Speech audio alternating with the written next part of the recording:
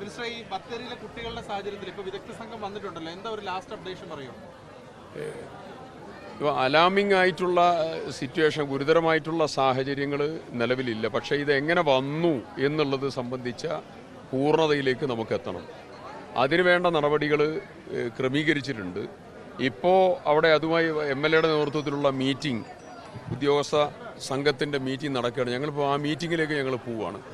ആ മീറ്റിംഗ് നടന്നു കഴിഞ്ഞ് അതിൻ്റെ തുടർ പ്രവർത്തനം എടുക്കും. കൾച്ചർ റിസൾട്ട് നാളെ രാത്രിയോടുകൂടി അല്ല മറ്റന്നാളോടുകൂടി കൾച്ചർ റിസൾട്ട് കിട്ടും.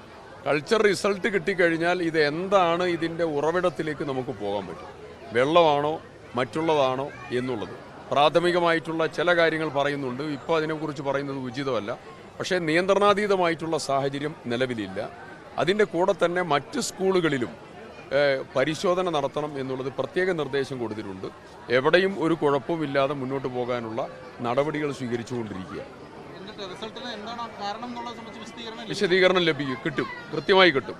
അതിൻ്റെ കൃത്യമായിട്ട് വിദഗ്ധ സംഘത്തിൻ്റെ അനുമാനം, കൾച്ചർ റിസൾട്ട്, സാഹചര്യങ്ങൾ ഇതെല്ലാം വെച്ചുകൊണ്ടുള്ളതായിരിക്കുന്ന അനുമാനം നമുക്ക് പൂർണ്ണതയിലേക്ക് എത്തും. സ്കൂളുകളിലെ എല്ലാ പരിശോധനയും പൂർത്തിയായിട്ടുള്ള ഈ അധ്യയന വർഷത്തിൽ കുട്ടികൾ തുടങ്ങുക. അതെ. പിന്നെ എങ്ങനെയാണ് ഇങ്ങനെ ഒരു മനസ്സിലാക്കുന്നത് വെള്ളമാണെങ്കിൽ അപ്പോൾ മറ്റു സ്കൂളുകളിൽ അത്രയും ഒരു ജാഗ്രത, വീണ്ടും ഒരു പരിശോധന നടത്തുന്ന സാഹചര്യം ഉണ്ടോ? പരിശോധന തുടരണം എന്നുള്ളത് പറഞ്ഞിട്ടുണ്ട് എല്ലാ സ്കൂളുകളിലും. ഒരു കുഴപ്പവും ഉണ്ടാവാത്ത രീതിയിൽ ഇപ്പം ആരോഗ്യ വകുപ്പിനോട്, ലോക്കൽ ബോഡീസിനോട് അതിൻ്റെ നിർദ്ദേശം കൊടുത്ത് അതിൻ്റെ നടപടികൾ സ്വീകരിക്കുന്നതിന് വേണ്ടി പ്രത്യേകം പറഞ്ഞിട്ടുണ്ട്. അതിന് തുടർ പ്രോസസ്സ് ഉണ്ടാവും. ഈ സംഭവം വളരെ ജാഗ്രത ഉളവാക്കേണ്ട സംഭവമാണ്. സംഭവിക്കാൻ പാടില്ലാത്ത സംഭവമാണ്. കുട്ടികളാണ്. ആ കുട്ടികളെ സംബന്ധിച്ച് ഇത്രയും വലിയ എണ്ണം കുട്ടികൾ ഇതിന് വിധേയരായി വന്നു എന്നുള്ളത് വളരെ ഗുരുതരമായിട്ടുള്ള സാഹചര്യമാണ്. അതിലെന്താണ് സംഭവിച്ചത് എന്നുള്ളത് പൂർണ്ണമായിട്ടുള്ള ചിത്രം പുറത്തു വരട്ടെ. അതിനുശേഷം ബാക്കി കാര്യങ്ങൾ പറയാം. ജില്ലയിലെ വനിതാ വികാസ് കേന്ദ്രങ്ങളുടെ ഫണ്ട് വിനിയോഗവുമായി ബന്ധപ്പെട്ട് വലിയ സാമ്പത്തിക ക്രമക്കേട് നടന്നതായിട്ടും അതിൻ്റെ പിന്നാലെ 3 ജീവനക്കാരെ പിരിച്ചുവിട്ടതായിട്ടൊക്കെ വന്നിരുന്നു. അതിൽ 2 പേർ CPI നേതാക്കളുണ്ട്. എന്താണ് അതിന്? കുടുംബശ്രീയുടെ കീഴിലുള്ളതായ അതിപ്രധാനമായിട്ടുള്ള 8 കേന്ദ്രങ്ങൾ, അതുമായി ബന്ധപ്പെട്ടുകൊണ്ടുള്ള സാമ്പത്തിക ധനവിനിയോഗത്തിൽ വനിതാ വികാസ് കേന്ദ്രങ്ങളുമായി ബന്ധപ്പെട്ടതായിരിക്കുന്ന സാമ്പത്തിക ക്രമീകരണത്തിൽ ഗുരുതരമായിട്ടുള്ള സാമ്പത്തികമായിട്ടുള്ള ക്രമക്കേട് ഉണ്ടായിട്ടുണ്ട്. അതൊരു ചെറിയ കാര്യമല്ല, അത് വലിയ കാര്യമാണ്.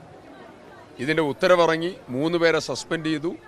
ആ വിഷയത്തിൽ എല്ലാ അർത്ഥത്തിലുമുള്ളതായിരിക്കുന്ന നടപടികളും തുടർ പ്രവർത്തനങ്ങളുമായി സർക്കാർ മുന്നോട്ട് പോകും. ഇപ്പോൾ ഒരു കാര്യം, ഈ കോൺഗ്രസിൻ്റെ വീടുകൾ ഇപ്പോൾ ഫെബ്രുവരി അവസാനം ആണ് ഇതിൻ്റെ കല്ലിടൽ സ്ഥാപിച്ചത്. ഇപ്പം ഒരുപാട് മാസങ്ങൾ കഴിഞ്ഞു. അപ്പോൾ സാങ്കേതികത്വം പറയുന്നതിൽ എനിക്ക് അർത്ഥമുണ്ടോ? കാരണം ഒരുപാട് വൈകി. എന്താണ് ഈ പെർമിഷൻ എന്ന് പറയുന്നത്? സാങ്കേതികത്വമല്ല. ഇതിൽ ഞങ്ങൾ 17 ക്വറീസ് ഞങ്ങൾ കൊടുത്ത ലേഔട്ടുമായി ബന്ധപ്പെട്ടുകൊണ്ട് 17 എണ്ണം, ആ 17 എണ്ണം റെക്ടിഫൈ ചെയ്ത് അവസാനത്തെ റിപ്പോർട്ട് കൊടുക്കാനുള്ള നടപടിയെടുത്ത് അതും പൂർത്തീകരിച്ചു.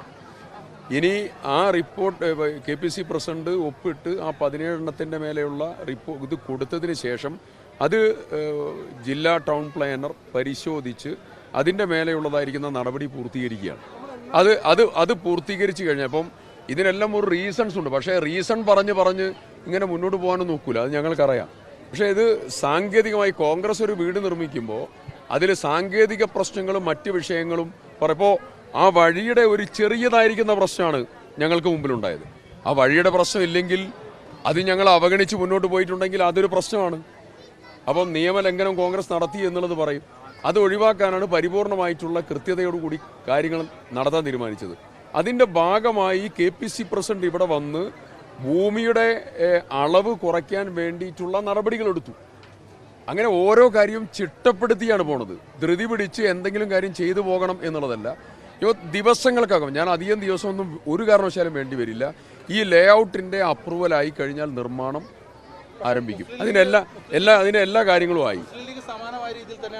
ഞാൻ പറയാം, അതിൻ്റെ വിശദീകരണം ഞാൻ നൽകി. ഇത്